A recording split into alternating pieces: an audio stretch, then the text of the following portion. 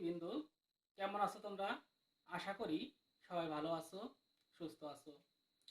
আমি দীর্ঘদিন পর আজ তোমাদের সাথে আরেকটি ক্লাস নিয়ে হাজির হয়েছি। আমি দীনবন্ধু বিশ্বাস, সহকারী শিক্ষক, ভৌত বিজ্ঞান, ইউনাইটেড উচ্চ বিদ্যালয় ফরিদপুর সদর ফরিদপুর। তোমাদের সবাইকে ফরিদপুর ভার্চুয়াল স্কুলের পক্ষ থেকে, অনলাইন স্কুলের পক্ষ থেকে স্বাগত। আমি আজ তোমাদের সাথে মাধ্যমিক রসায়ন পাঠ্য বইয়ের ৬ষ্ঠ অধ্যায় মৌলের ধারণা ও রাসায়নিক গণনা এর উপর প্রথম পাঠদান বা প্রথম ক্লাস নিয়ে তোমাদের সাথে আলোচনা করব। তো আমাদের আজ শিক্ষণফল কি দেখো, মোল কি তা তোমরা বলতে পারবে, অ্যাভোগাড্রোর সংখ্যা বলতে কি বোঝায় ব্যাখ্যা করতে পারবে, মোলার আয়তন কি বলতে পারবে, এবং এই সম্পর্কিত যে গাণিতিক সমস্যা আছে এগুলো তোমরা সমাধান করতে পারবে। তো দেখো, আসলে মোলের ধারণা এবং রাসায়নিক গণনা, রসায়নে প্রধানত দুইটি বিশ্লেষণমূলক পদ্ধতি আছে। একটা হলো পরিমাণগত বিশ্লেষণ আর একটা হলো গুণগত বিশ্লেষণ। তো গুণগত বিশ্লেষণে হলো বিভিন্ন পরমাণু বা মূলক এই সমস্ত শনাক্তকরণ করা হয়, এবং পরিমাণগত যে বিশ্লেষণ, এতে পরিমাণ নির্ণয় অর্থাৎ মোলের সাথে সম্পর্ক রয়েছে।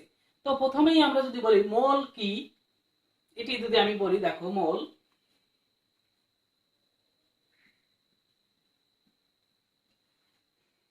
তাহলে আমরা বিভিন্ন যৌগ জানি।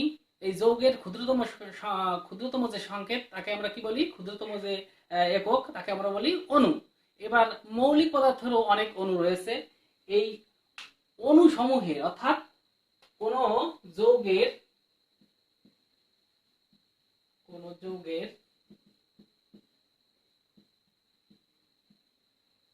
গ্রাম আণবিক ভর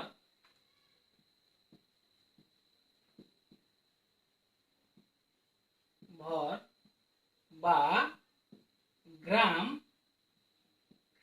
পারমাণবিক ভরকে মোল বলে। অর্থাৎ আমরা জানি আণবিক ভরের কোনো একক নেই, কিন্তু এই আণবিক ভরকে আমরা যদি গ্রামে প্রকাশ করি, অথবা পরমাণুর ক্ষেত্রে গ্রাম পারমাণবিক ভরকে আমি গ্রামে যদি প্রকাশ করি, তাহলে তার পরিমাণকে আমরা মোল বলবো। আমরা সামান্য একটু ছোট একটা উদাহরণ দেখি। যেমন আমরা কি বলতে পারি, হাইড্রোক্লোরিক অ্যাসিড। দেখো একটা অণু, এখন এর আণবিক ভর কত আসে, হাইড্রোজেন 1, ক্লোরিন 35.5, তাহলে আমরা যোগ করলে কত আসে, 36.5। এখন এই 36.5 হলো আণবিক ভর, এই Cl এর আণবিক ভর। আমি যদি এখন লিখি এই Cl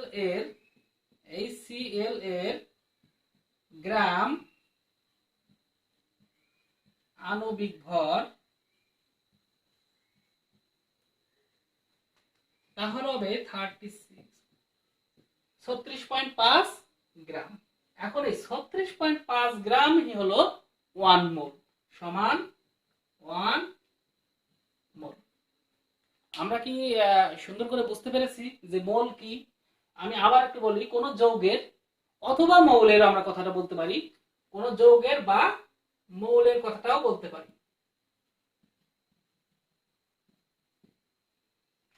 কোন যৌগের বা মৌলের গ্রাম আণবিক ভর বা গ্রাম পারমাণবিক ভর পরিমাণই মানে ভরকে মোল বলে।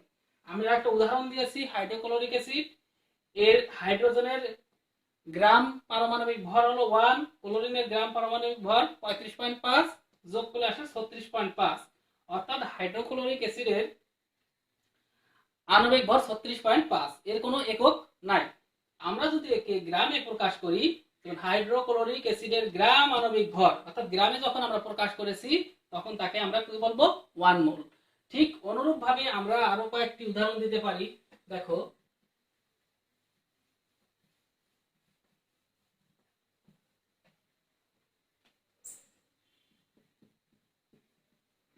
সালফিউরিক অ্যাসিড, তাহলে এর 98, এর আণবিক ভর 98। তার মানে আমরা যদি বলি 98 গ্রাম H2SO4 সমান কত হবে, 1 মোল H2SO4। আবার আমি যদি নাইট্রোজেন বলি, নাইট্রোজেন N2, এর কত, 14 গুণ 2 28, তার মানে 28 গ্রাম N2 সমান 1 মোল নাইট্রোজেন গ্যাস। আমরা কয়েকটা উদাহরণের সাহায্যে তোমাদের দেখালাম। আচ্ছা, এরপর আমরা চলে যাব অ্যাভোগাড্রো সংখ্যা।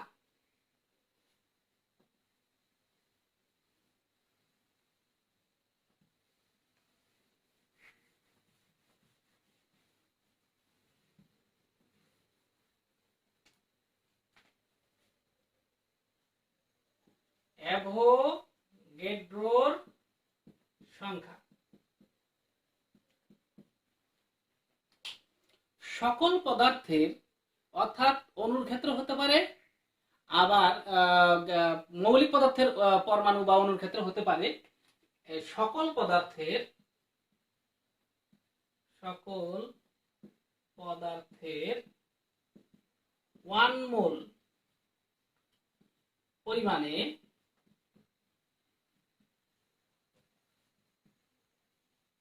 সমান সংখ্যক অণু বা পরমাণু বা সত্তা বিদ্যমান থাকে, এই সংখ্যাকে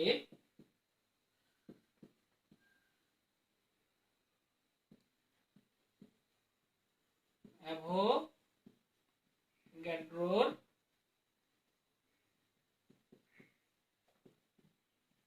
সংখ্যা বলে। তাহলে অ্যাভোগাড্রোর সংখ্যা যদি আমি বলি, এই জায়গায় আমরা তাপমাত্রাকে নির্দিষ্ট করে লিখতে পারি যে নির্দিষ্ট তাপমাত্রায় সম আয়তন বিশিষ্ট বা সকল পদার্থের 1 মোল পরিমাণে, 1 মোল যদি আমি বলে দেই তাহলে আর কত কিছু বলার দরকার হয় না, সকল পদার্থের 1 মোল পরিমাণে সমান সংখ্যক অণু বা পরমাণু বা সত্তা, সত্তায় বলতে ইলেকট্রন হতে পারে, আয়ন হতে পারে, বিদ্যমান থাকে, এই সংখ্যাকে অ্যাভোগাড্রো সংখ্যা বলে। তাহলে অ্যাভোগাড্রো সংখ্যাকে Na, দেখো অ্যাভোগাড্রো নাম্বার এন এ দ্বারা বোঝাইতেছে যে অ্যাভোগাড্রো নাম্বার এন এ দ্বারা প্রকাশ করা হয়, এর মান 6.023 × 10⁻23 এত টি, এত টি বা এত সংখ্যক। অ্যাভোগাড্রোর মান কনস্ট্যান্ট। তাহলে দেখো আমরা এখানে কি বলতে পারি যে 1 মোল সমান অ্যাভোগাড্রো সংখ্যা, 1 মোল সমান অ্যাভোগাড্রো সংখ্যা, অর্থাৎ আমরা একটা সম্পর্ক পেয়ে গেছি। এরপর আমরা চলে আসবো যে মোলার আয়তন কাকে বলে।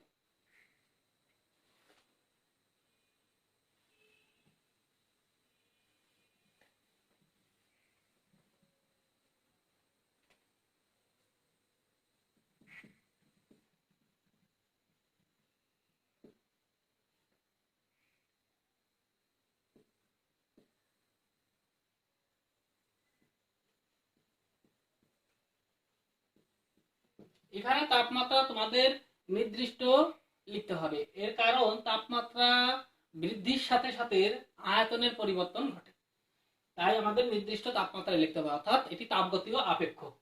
নির্দিষ্ট তাপমাত্রায় সম আয়তন বিশিষ্ট, নির্দিষ্ট তাপমাত্রায় 1 মোল, আমরা 1 মোল বলে দেই, মোলের সাথে সম্পর্ক করি, 1 মোল পরিমাণ সকল পদার্থের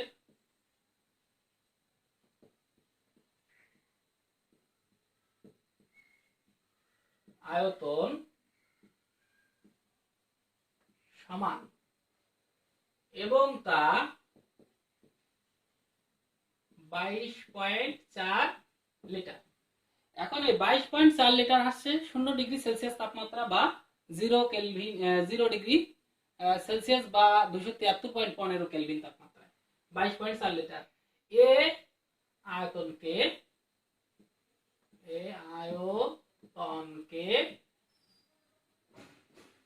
মোলার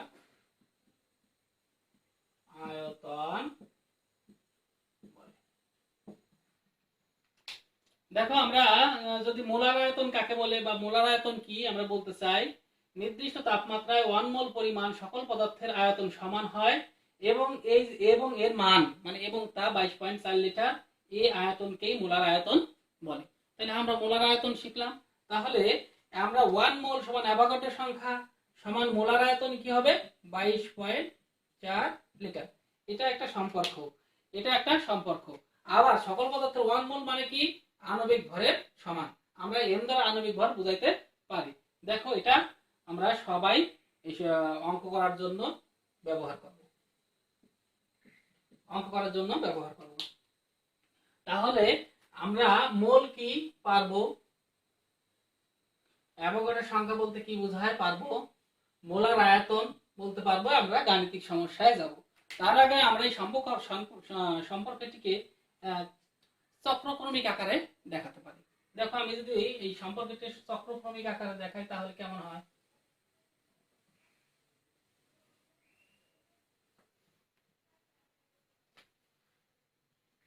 আণবিক ভর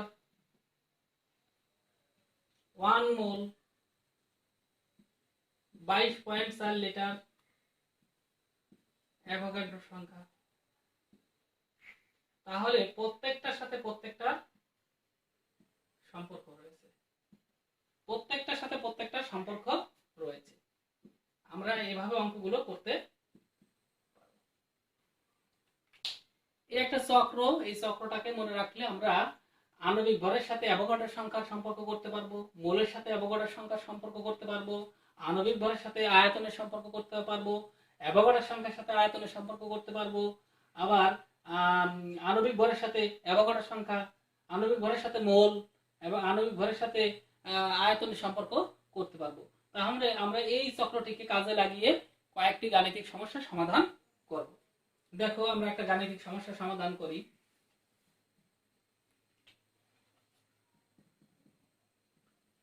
5 গ্রাম N2 গ্যাসের অণুর সংখ্যা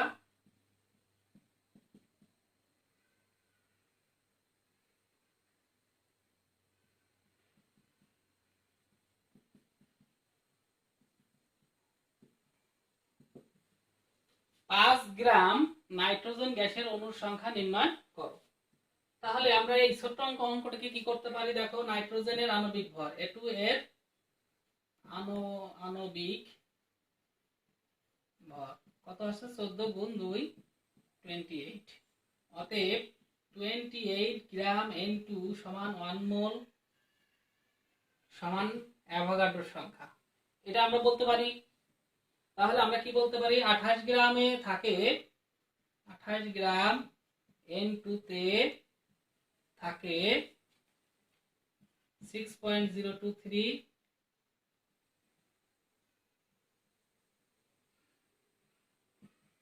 into 10 to the 3 এত টি N2 অণু।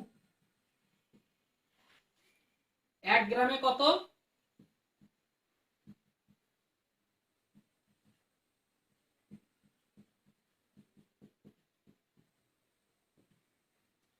আর 5 গ্রামে কত। তাহলে 5 গ্রামে যদি আমি করি 5, তাহলে এখানে কত হবে 5 দ্বারা গুণ, গুণ 5। আমি এখানে নিচে দেখার দরকার নাই, আমরা এই জায়গায় 5 লিখে দিই। 5 গ্রামে থাকবে কত, 5 উপরে গুণ হবে। তাহলে কত আসে,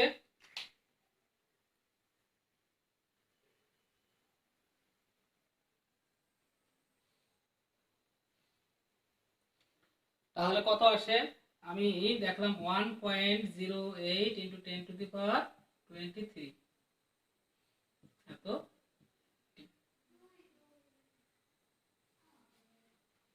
এটাই आंसर। আমরা একটা অঙ্ক দেখলাম, আমরা আরো কিছু অঙ্ক দেখব। দেখো তোমাদের বইতে আছে।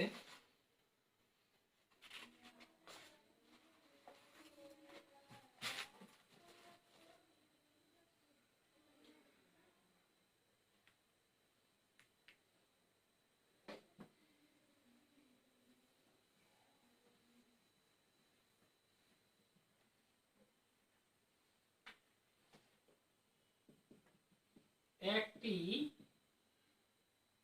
পানির অণুর ভর কত, একটি পানির অণুর ভর কত। তাহলে একটি পানি যদি বলি তাহলে আমরা পানির আণবিক ভর এর আভর, আর শব্দের অর্থ আণবিক ভর। 1 গুণ 2 প্লাস 16 18। এখন 18 গ্রাম H2O সমান 1 মোল, মোল সমান অ্যাভোগাড্রো সংখ্যা। তাহলে আমরা কি বলতে পারি 6.023 × 10 টু দি পাওয়ার এতটি H2O অণুর ভর 18 গ্রাম। তাহলে একটি পানির অণুর ভর কত হবে 18/6.023 23। তাহলে কত পাবো 2.99 × 10 টু দি পাওয়ার -23 এত গ্রাম आंसर। জাস্ট এরকম ছোট ছোট কিছু অঙ্ক আছে, তোমরা বাড়িতে বসে দেখলে পারবে।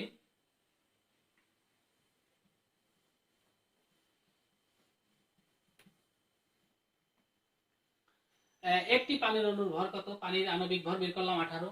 আমরা এই 18 কে যদি গ্রামে প্রকাশ করি তাই 1 মোলের সমান, আমরা এর আগে সংজ্ঞায় দেখেছি। তাহলে এটি আবার 1 মোল মানে অ্যাভোগাড্রো সংখ্যা। তাহলে এতটি পানির অণুর ভর, এটা অ্যাভোগাড্রো সংখ্যা, এটা অ্যাভোগাড্রো সংখ্যা, এটা মুখস্থ করতে হবে। এতটি পানির অণুর ভর 18 গ্রাম, একটি পানির অণুর ভর, তাহলে 18 উপর যাবে, যেহেতু 1 এর চাইতে কম তার নিচে চলে গেল, যখন একে ভাগ করব এত আসবে। এবার আমরা চলে যাই মোলার আয়তন। তাহলে মোলার আয়তন যদি আমরা করি তাহলে মোলার আয়তন V সমান হলো 22.4 লিটার। আর এখানে অনেক আমরা একটা জিনিস জানবো, সেটা হলো মোল সংখ্যা। মোল সংখ্যা, মোল সংখ্যাকে n দ্বারা প্রকাশ করা হয়। n ইকুয়াল টু আমরা কি বলতে পারি, দেখো যে কোনো পরিমাণ বাই আণবিক ভর, পদার্থের যে কোনো পরিমাণ বাই আণবিক ভর দ্বারা ভাগ করলে মোল সংখ্যা পাওয়া যায়। আমরা আরো কিছু এই জায়গায় সূত্র পাবো, সেটা হলো P/P0 V/V0, অর্থাৎ এই প্রমাণ চাপ দ্বারা যে কোনো তাপমাত্রার চাপকে, অর্থাৎ যে কোনো চাপকে আমরা যদি প্রমাণ চাপ দ্বারা ভাগ করি তাহলে মোল সংখ্যা পাওয়া যাবে। যে কোনো আয়তনকে আমরা যদি তোমার প্রমাণ আয়তন 22.4 লিটার দ্বারা ভাগ করি তাহলে কিন্তু তাপমাত্রা একই থাকা লাগবে। একই তাপমাত্রার চাপকে, একই তাপমাত্রায় অর্থাৎ প্রমাণ তাপমাত্রায় কোনো একটা গ্যাসের চাপ আর প্রমাণ চাপ এর অনুপাত হবে মোল সংখ্যা। আমি এখানে ভালো করে ক্লিয়ার করি, যে কোনো পরিমাণ এবং আণবিক ভর মোল সংখ্যা, অর্থাৎ প্রমাণ তাপমাত্রায় যে চাপ পাবো সেই প্রমাণ চাপ, আর এখানে হবে ওই তাপমাত্রায় যে কোনো গ্যাসের চাপ, অর্থাৎ যে কোনো পরিমাণ যদি পাওয়া যায় তার অনুপাত হবে মোল সংখ্যা। এবং প্রমাণ তাপমাত্রায় যে কোনো আয়তন, গ্যাসের আয়তন এবং প্রমাণ আয়তন কত এর অনুপাত হবে মোল সংখ্যা। তাহলে আমরা মোল সংখ্যার কিছু আর একটা আছে অ্যাভোগাড্রো সংখ্যা হতে পারে, ওই যে নির্দিষ্ট তাপমাত্রায় অ্যাভোগাড্রো সংখ্যা ডিভাইডেড বাই, অর্থাৎ নির্দিষ্ট তাপমাত্রায় কোনো অণুর সংখ্যাকে অ্যাভোগাড্রো সংখ্যা দ্বারা ভাগ করলেও মোল সংখ্যা পাওয়া যায়। আদর্শ, অর্থাৎ আমরা এখানে আর দুটি জিনিস জানবো, সেটা হলো এসটিপি।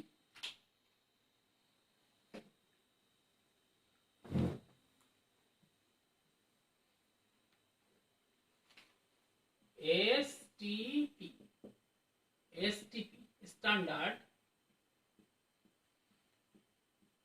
টেম্পারেচার এন্ড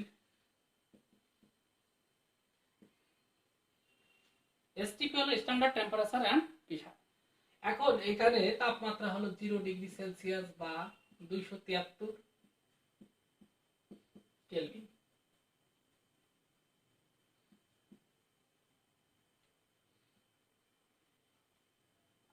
এবং আয়তন 22.4 লিটার, চাপ হলো 1 অ্যাটম, চাপ 1 অ্যাটম। এসটিপি তে 0 ডিগ্রি সেলসিয়াস বা 273 কেলভিন 22.4 লিটার, লিটার যে কথা ডিএম কিউব অর্থাৎ ডেসিমোলার কিউব একই কথা 1 অ্যাটম। তো আমরা আমাদের শেখার অনেক কিছু রয়েছে। 1 লিটার সমান 1 ডিএম কিউব, আবার 1 মিলিলিটার ইকুয়াল 1 সিএম কিউব, আর সিএম কিউব যে কথা সিসি একই কথা, এটা এসআই একক নয়। আর অ্যাটম তো অ্যাটমের কিছু কাজ আছে এখানে দেখতে হবে তোমাদের।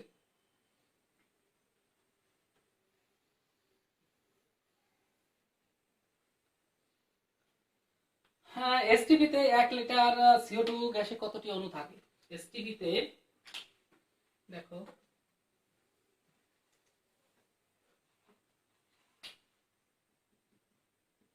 এসটিপিতে 1 লিটার CO2 গ্যাসের অণুর সংখ্যা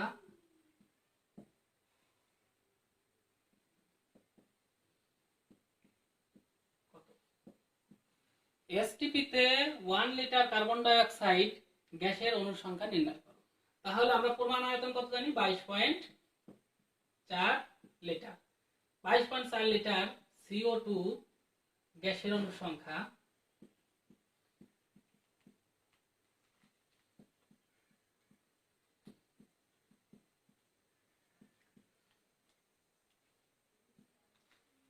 অ্যাভোগাড্রোর সংখ্যা এতটি। তাহলে 1 লিটার CO2 গ্যাসের অণুর সংখ্যা কত হবে? 22.4 উপরে 6.023 ইনটু 10 টু দি পাওয়ার 23 ভাগ করলে কত দাঁড়ায়? 2.69 ইনটু 10 টু দি পাওয়ার 22। এই সম্পূর্ণ এগুলো ছোট ছোট, অর্থাৎ আমরা মূল সংখ্যার সাথে দেখছিলাম যে অ্যাভোগাড্রোর সংখ্যার সাথে আয়তনের সম্পর্ক করা যায়, সেই সম্পর্ক থেকে আমরা এই অঙ্কটা করলাম।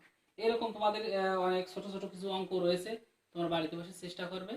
সবাই ভালো থেকো, আজ এই পর্যন্তই।